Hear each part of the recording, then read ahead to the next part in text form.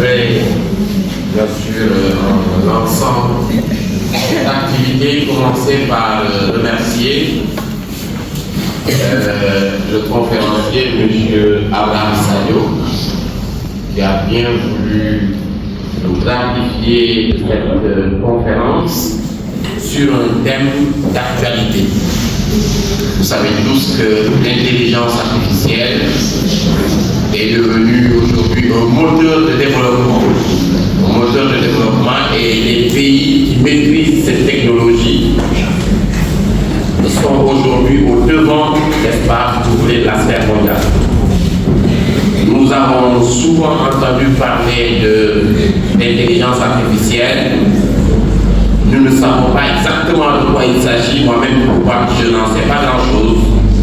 C'est donc une occasion pour nous de dormir moins bête ce soir.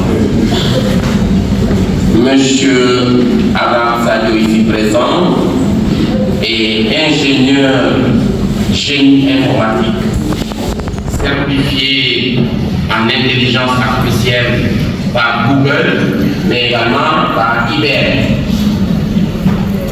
Il est également membre de Sénégal Artificielle Intelligence, et c'est donc un monsieur comme celui-là qui nous fait l'honneur de venir nous parler effectivement de l'intelligence artificielle.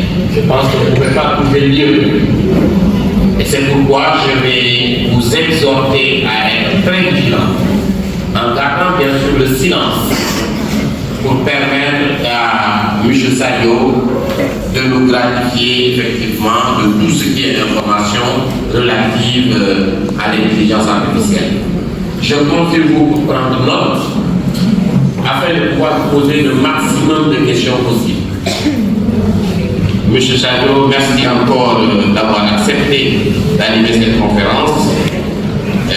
Je vous laisse la parole effectivement pour nous entretenir. Merci.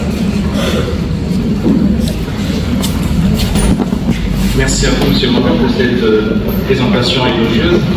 Et merci également pour l'opportunité que vous m'avez de m'exprimer devant cette illustre assistance, en particulier les étudiants de l'ISM, mais également certainement de l'administration qui, naturellement, sont en train d'avoir une veille, on va dire technologique, parce que comme il a dit M. Mohamed tout à l'heure, l'intelligence artificielle est aujourd'hui quelque chose d'incontournable, quel que soit notre domaine de compétences, quels que soient les métiers et quelles que soient nos fonctions dans les entreprises dans lesquelles nous sommes. Alors, je vais vous donner une date et vous allez me dire si elle vous évoque quelque chose. Elle est très récente, la date. 30 novembre 2022. 30 novembre 2022. Ça vous fait toute cette date? Oui. Ah, c'est très bien. Je ne sais pas si c'est pour les mêmes raisons que je l'ai évoqué tout à l'heure, mais quand même, cette date a été une date, une date, on va dire, qui marque une rupture épistémique, une rupture par rapport au paradigme des intelligences artificielles dans le monde.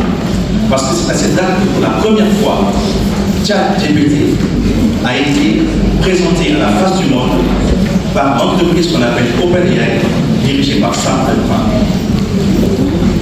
En novembre 2022, première apparition de ChatGPT dans le grand public. Et voyez-vous, en l'espace de quelques semaines seulement, on est passé de quelques centaines de milliers d'utilisateurs de ChatGPT à plusieurs millions d'utilisateurs de ChatGPT. Et aujourd'hui, on n'est pas loin de la part des 500 millions à travers le monde d'utilisateurs de ChatGPT. Donc c'est pour vous dire combien cette date a révolutionné, on va dire, l'humanité en rapport avec son rapport avec la technologie, mais en particulier avec l'intelligence artificielle. Parce que, voyez-vous, dans l'imaginaire collectif, jusqu'à cette date, lorsqu'on parlait d'IA, on voyait tout de suite un robot humanoïde. Un robot humanoïde, ça veut dire un robot qui a la forme humaine et qui a la capacité, par exemple, de danser, de chanter, de parler, de courir, de faire du sport et même de faire la chorégraphie. Mais depuis cette date, l'humanité a compris que quand on parle d'intelligence artificielle, il ne s'agit pas forcément de robots humanoïdes, mais il peut s'agir également de robots qu'on appelle chatbots. En particulier dans le cas de ChatGPT, on parlera de robots conversationnels, chatbots. Et c'est là que beaucoup de ceux qui pensaient que l'IA était quelque chose d'inaccessible ou quelque chose qui est réservé peut-être à une élite, on compris qu'en fait, l'IA peut être appliquée dans tous les domaines de la vie, peut être utilisée dans tous les domaines de la vie, pour 3 choses en particulier. Premièrement, pour nous libérer des tâches chronophages. Deuxièmement, pour nous libérer des tâches astreignantes. Et troisièmement, pour nous permettre d'aller beaucoup plus vite. Alors, voilà pourquoi aujourd'hui, ce thème revêt une importance particulière. On va essayer de comprendre, entre autres, l'évolution des grands modèles. On va essayer de comprendre, entre autres, l'évolution des grands modèles LLM. On va essayer également d'analyser ensemble les enjeux et limites du LLM. Et ensuite, on va explorer les meilleures pratiques possibles pour intégrer l'IA dans les études universitaires, autrement dit, dans votre cas. Alors, vous voyez la première question qui est posée là. L'IA, un outil révolutionnaire ou une menace pour l'apprentissage traditionnel? Qu'en pensez-vous? Faites attention à votre réponse, même si vous ne la donnez pas. Parce que, voyez-vous, cette question est une question piège. Pourquoi? Parce qu'on le veuille ou pas, l'IA aujourd'hui est un outil révolutionnaire. On vit pratiquement une sorte de disruption, c'est-à-dire une rupture épistémique, mais une rupture également dans ce qui se faisait avant par rapport au paradigme de l'IA. Aujourd'hui, ça a carrément changé. Voyez-vous, dans les années 80 à 90, l'IA était particulièrement en fait utilisée grâce à des outils qu'on appelait des systèmes experts. Les systèmes experts, des systèmes qui étaient composés de programmes avec un moteur d'inférence, mais également avec une base de connaissances qui contenait les règles ainsi que les faits qui permettaient de prendre des décisions de manière pratique, de manière rapide, mais suivant un modèle prédéfini par les experts. Ensuite, il y a eu ce qu'on appelait le deuxième univers de l'IA, parce qu'on a vu que très vite ce modèle-là avait des limites, parce que c'était tellement restrictif qu'il était difficile de le transposer dans un autre type, par exemple, de métier. Et il fallait chaque fois faire des mises à jour, et ces mises à jour coûtaient beaucoup d'argent et de temps. Et les experts à l'époque, bien naturellement, se faisaient grâce à nos pays. Donc on a très vite échangé. Et les investissements aux États-Unis par rapport à l'IA ont été gelés. Ils ont tout arrêté. On l'appelle le deuxième univers de l'IA. Mais quelque chose d'extraordinaire allait se passer, justement avec l'avènement de ce qu'on appelle les LLM, ce qu'on appelle les NLP, c'est-à-dire Natural Language Processing. On verra ça un peu plus tard. Alors c'est dans ce contexte-là qu'on va essayer de voir comment, du point de vue universitaire, études supérieures, qu'on soit enseignant ou qu'on soit étudiant, comment est-ce qu'on peut s'approprier ces concepts, comment est-ce qu'on peut s'approprier ces compétences, mais en les utilisant de manière éthique et responsable.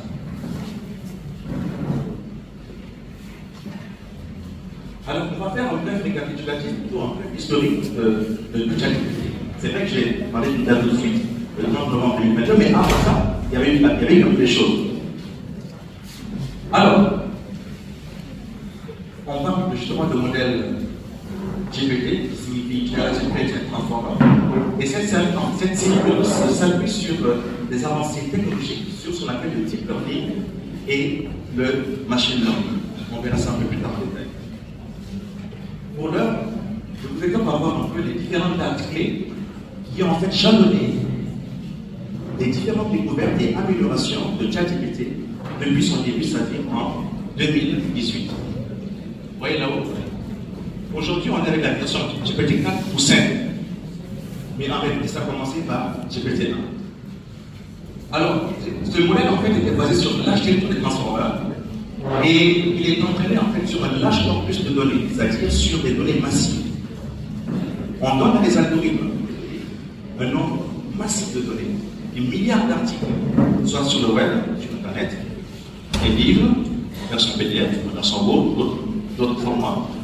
Et c'est sur ces données massives-là que les algorithmes sont entraînés afin de calculer la probabilité d'apparition du mot suivant par rapport à un contexte bien précis, un sujet qui est donné, en saisissant les mots-clés. Voilà comment ça fonctionne. GPT-2, c'était en 2019, donc juste une année après, il y a eu des améliorations significatives qui ont été apportées en termes de taille du modèle. Ensuite, on est passé en 2020 à ce qu'on appelle des modèles avec plusieurs centaines de milliards de paramètres. Alors, de quoi parlons ici? J'ai pas de tableau, sinon j'aurais fait une démonstration, mais c'est pas grave, je vais expliquer comme ça. Alors, en réalité, l'IA se base sur le fonctionnement du raisonnement humain. Et voyez-vous, quand on parle de raisonnement chez l'homme, il s'agit du cerveau. Le cerveau est constitué de milliards, de centaines de milliards de cellules nerveuses qu'on appelle des neurones. Et ces neurones-là, en fait, sont constitués de ganglions. Et à un moment donné, on a un axone qui quitte un neurone pour aller vers un autre. Les neurones. Les neurones sont en fait les cellules qui permettent l'apprentissage par un renforcement de connexion entre les neurones qu'on appelle les synapses. Alors, vous avez par exemple un neurone comme ça, avec des ganglions qui sont comme ceci. Et là, vous avez un axone, au bout duquel vous avez quelque chose comme ça, avec des boutons, et qui va venir se raccorder à un autre neurone, là, qui aussi a des ganglions.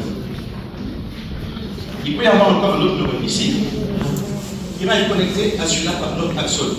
On appelle ça un axone. Alors, je vais tirer cette partie, parce que c'est là qu'il faut partir.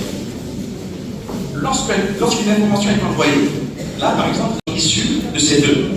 Donc, lorsqu'une information est envoyée par chacun des neurones, au final, on essaie de voir est-ce que la réponse donnée par le neurone de sortie, on l'appelle comme ça, est-ce que ce neurone sorti a donné la réponse qui est bonne? Lorsqu'elle est bonne, qu'est-ce qui se passe? Le système regarde, là on est dans le cerveau, le système regarde quel est le neurone qui a favorisé l'obtention de cette bonne information-là. Supposons que ce soit ce neurone-là. Donc, automatiquement, il y a une coordination ici qui est faite. W2. Là, c'est W2. Mais bon, si c'est ce neurone qui a donné la bonne information, ou il a contribué à la trouver, l'information envoyée par ce neurone-là ne sera pas considérée, donc ce sera 0. Et ce neurone-là sera activé à 1. D'accord?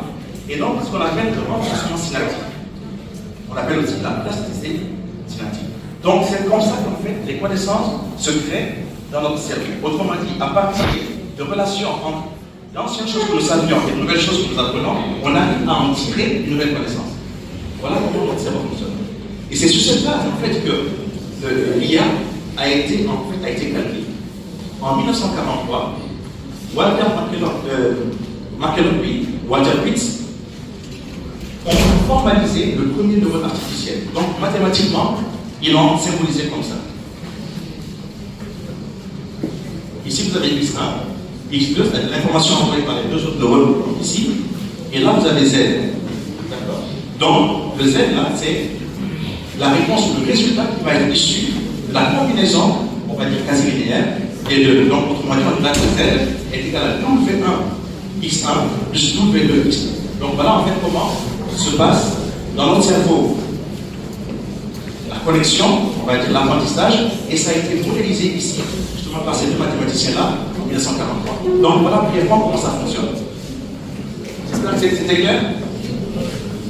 Alors, ensuite, en passant en 2023, on a une amélioration en précision et en cohérence. En fait, les textes qui sont générés par ces IA. Vous remarquerez qu'ici, il n'y a pas 2022. Parce que 2022, je l'ai déjà évoqué tout à l'heure. D'accord? Et après, donc cette date-là, aujourd'hui, en fait, on parle de chaque type de dessin et de ces nouvelles